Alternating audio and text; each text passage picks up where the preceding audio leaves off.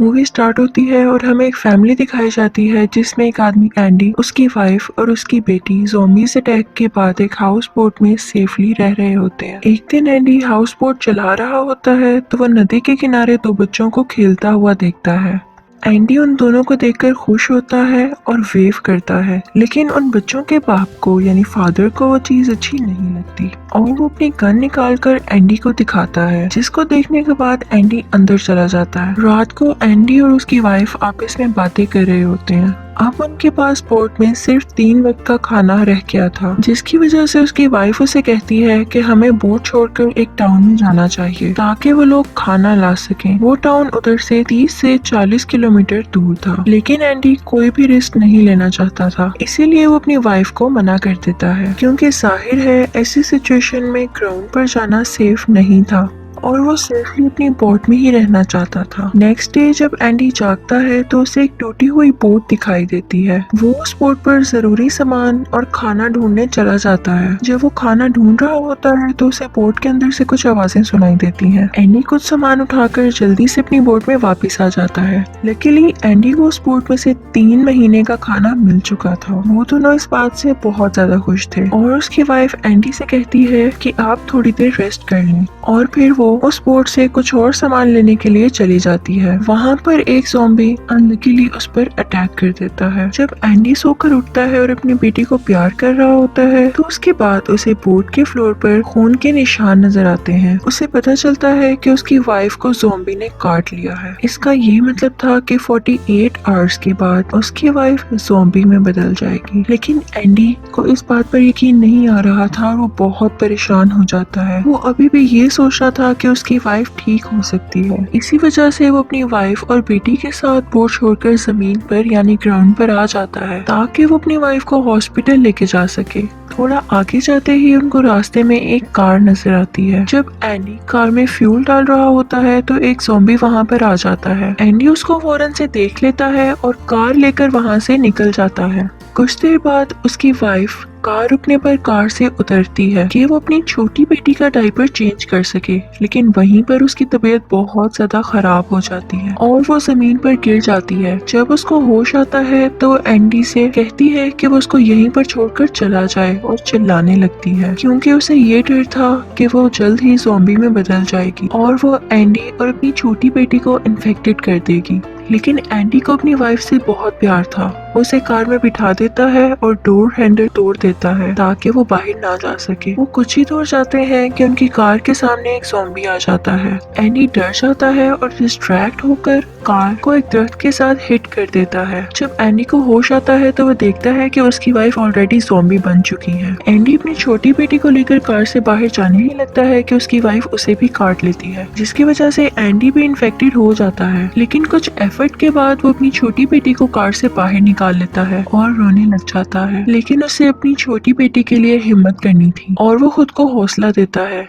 और अपनी वाइफ की स्टॉपवॉच उतार के खुद पहन लेता है ताकि वो 48 आवर का टाइमर मंगा सके। और यहाँ से उसका ज़ॉम्बी बनने का काउंटडाउन शुरू हो जाता है। अब वो अपनी छोटी बेटी को लेकर पैदल चलना शुरू हो जाता है। अभी वो कुछ ही दूर चला होता है कि उसको वही ज़ॉम्बी दिखता है जिसकी वजह से उसकी कार ट्रक के साथ हिट हुई थी। एंडी उस ज़ॉम्बी से अपनी बेटी को और खुद को बचाने की कोशिश कर रहा होता है कि तभी वहाँ पर एक लड़की आ जाती है। उसका नाम टूमी होता है। वो कहती है कि मेरे डैड को कुछ मत करो और उससे दूर रहो। वो एक छोटे से पत्थर से अपने हाथ पर कट लगा लेती है जिससे खून आने लगता है और उसके डैड उसकी खून की स्मेल को फॉलो करते हुए उसके पीछे पीछे चले जाते हैं। उसके बाद एंडी उसी टाउन में चला जाता है जिसके बारे में उसकी वाइफ ने उसे बताया था। एंडी वहाँ के एक टाउन के स्कूल के अंदर एंटर हो जाता है। वहाँ वो एक टीचर से मिलता है। वो टीचर बहुत अच्छी होती है और एंडी के जख्म पर बैंडेज करती है। वो उससे कहती है कि तुम यहाँ पर नाइट स्टे कर सकते हो, यानी रात रह सकते हो। एंडी सोचता है कि वो अपनी छोटी बेटी को उसके पास रखवा देगा ताकि वो सेफ रह सके, लेकिन उस टीचर को कैंसर था और वो भी ज्यादा देर तक जिंदा नहीं रह सकती थी। ये देखते हुए एंडी अपना प्लान कैंसिल कर देता है। दूसरी तरफ टॉमी की मॉम को दिखाया जाता है जो कि अपने कबीले के दूसरे लोगों के साथ ज़ॉम्बी पर अटैक कर रही होती है ताकि उन ज़ॉम्बीज़ को मार के इस एरिया को क्लियर किया जा सके। साथ ही साथ वो अपनी बेटी टॉमी को भी ढूंढ रही होती है। इनफैक्ट टॉमी अपनी डैड से बहुत प्यार करती थी। बेशक उसके डैड अब ज़ॉम्बी बन चुके थे, लेकिन फिर भी वो अपने डैड से दूर नहीं जाना चाहती थी। इसीलिए उसने जमीन में एक जगह खोदी हुई थी जिसके अंदर उसने अपने डैड को रखा हुआ था और अपने डैड का ख्याल रखती थी ताकि उसकी मॉम या कबीले वाले उसके डैड को कहीं मार ना दें, और इसीलिए वो अपनी मॉम से छुपकर अकेली रह रही थी। दूसरी तरफ वहाँ पर एंडी को दिखाया जाता है जिसकी तबीयत रात में बहुत ज्यादा खराब हो रही थी। उसको खून की उल्टी आ रही थी और वो बेहोश हो रहा था। सुबह जब उसकी आंख खुलती है तो वो देखता है कि उसके पास सिर्फ 32 घंटे बाकी बचे हैं। इसके बाद एंडी अपनी बेटी को लेकर वहाँ से निकल जाता है।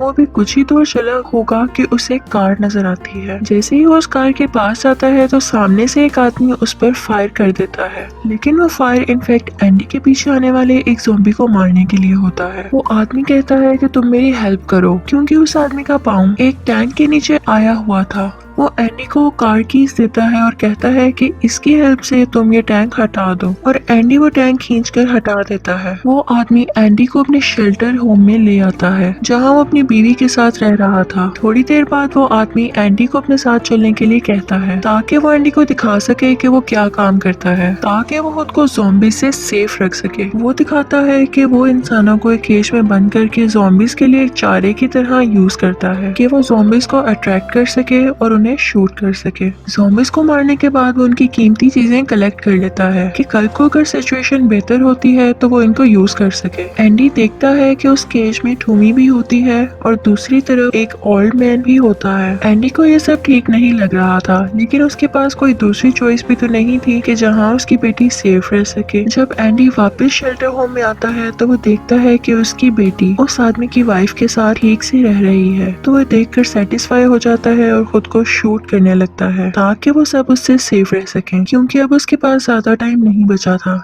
तभी वहाँ पर उस आदमी की वाइफ आ जाती है और उससे कहती है कि ऐसा मत करो। वो उसे बताती है कि तुम्हारी बेटी उस आदमी के पास जिसका ये शेल्टर होम है बिल्कुल भी सेफ नहीं रहेगी, वो बिल्कुल भी अच्छा आदमी नहीं है। वो बताती है कि वो तो मेरा हस्बैंड भी नहीं है, बल्कि उसने तो मेरे हस्बैंड को ज़ॉम्बीज के हाथों मरने के लिए छोड़ दिया था, और उसने तभी से इसको किडनैप करके यानी कैद करके रखा हुआ है। तभी वो आदमी उसको ढूंढते हुए वहाँ पर आ जाता है और उन दोनों की बातें सुन लेता है, और वो फिर एंडी के सर पर राइफल मारकर उसे बेहोश कर देता है और टूमी के साथ ही उसको एक ही केज में बंद कर देता है। तो वो टूमी से कहता है कि तुम मेरी मदद करो और हम दोनों मिलकर यहाँ से भाग सकते हैं। एंडी एक रस्सी के साथ एक गोश्त का टुकड़ा बांधता है और उसे ज़ॉम्बीज की तरफ फेंक देता है। जब ज़ॉम्बी उस रस्सी को खींचते हैं तो केज का दरवाजा थोड़ा सा खुल जाता है और वो लोग वहाँ से निकलकर उस शेल्टर में वापस चले जाते हैं। वहाँ से वो लोग उस लड़की को और अपनी छोटी बेटी को लेकर भाग जाते हैं, लेकिन तभी उस शेल्टर होम से वो आदमी जाग जाता है और उन लोगों को गोली मारने की कोशिश करता है। इस वजह से उस लड़की को, जिसको वो आदमी अपनी वाइफ कहता था, गोली लग जाती है और वो वहीं पर मर जाती है। उसके बाद वो दोनों वहाँ से भागकर एक जगह पर जाकर छुप जाते हैं। अगली सुबह एंडी और टॉमी आपस में बातचीत कर रहे होते हैं। एंडी टॉमी को समझाता है कि उसके फादर अब कभी भी ठीक नहीं हो सकते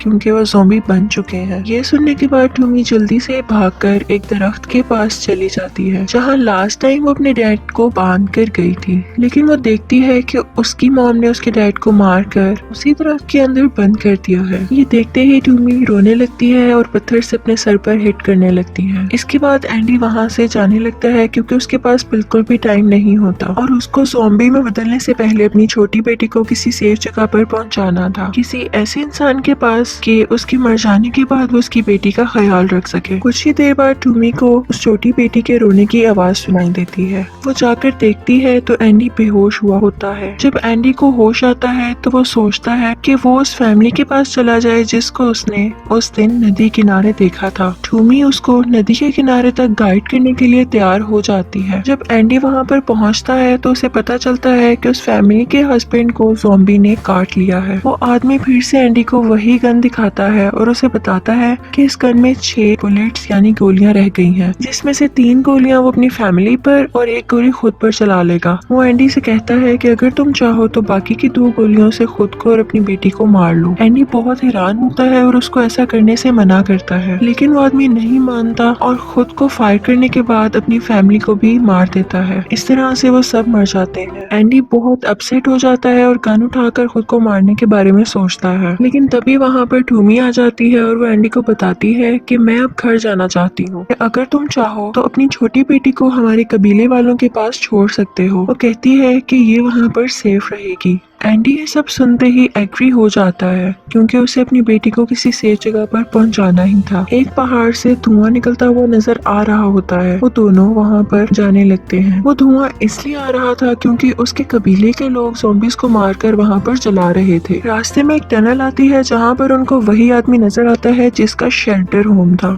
एंडी की छोटी बेटी को लेकर वहाँ पर खड़ी हुई गाड़ी के अंदर चली जाती है। वो आदमी एंडी को ढूंढ लेता है और उन दोनों में फाइट हो जाती है, जिसकी वजह से एंडी से वो गन गिर जाती है और वो आदमी गन उठा लेता है। इसके बाद वो जबरदस्ती टूमी को कार से बाहर निकाल लेता है।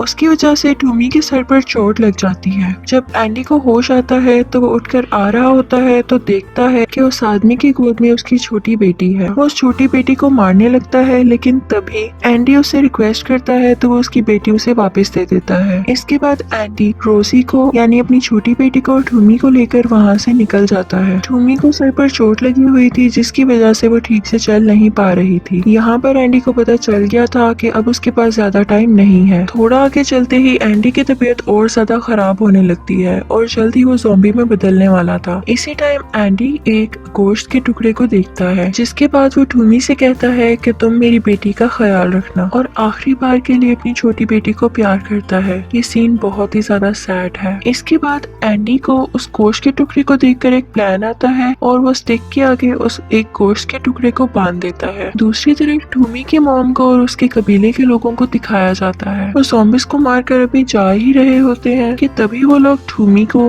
उस छोटी बच्ची के साथ आते हुए देखते हैं, और वो दोनों एंडी की बैग पर थी। टूमी उसको उसी स्टिक के साथ इस पर गोश्त का टुकड़ा लगा हुआ था गाइड करते हुए वहाँ पर लेकर आई थी। उसके पहुंचने के बाद टूमी के कबीले वाले एंडी को मारने ही लगते हैं कि टूमी उन्हें रोक देती है और एंडी की वाइफ की परफ्यूम निकाल कर वहाँ स्प्रे कर देती है, ताकि एंडी लास्ट टाइम के लिए अपनी फैमिली को मिस कर सके और फील कर सके। इसके बाद वो एंडी को मार देते हैं। फिर दिखाया जाता है कि उस छोटी बच्ची के पेट पर एंडी का मैसेज लिखा होता है। उसने उसके पेट पर व्हाइट पेंट से थैंक यू लिखा हुआ था। उसके बाद वो लोग एंडी को वैसे ही उस दरख्त के अंदर छुपा देते हैं जिस तरह से टूमी के फादर को किया था, ताकि ये इन्फेक्शन और ना फैल सके। और फाइनली उस छोटी बच्ची को रहने के लिए एक सेफ जगह और फैमिली मिल गई थी। आई होप आपको ये वीडियो अच्छी लगी होगी। Thank you for watching.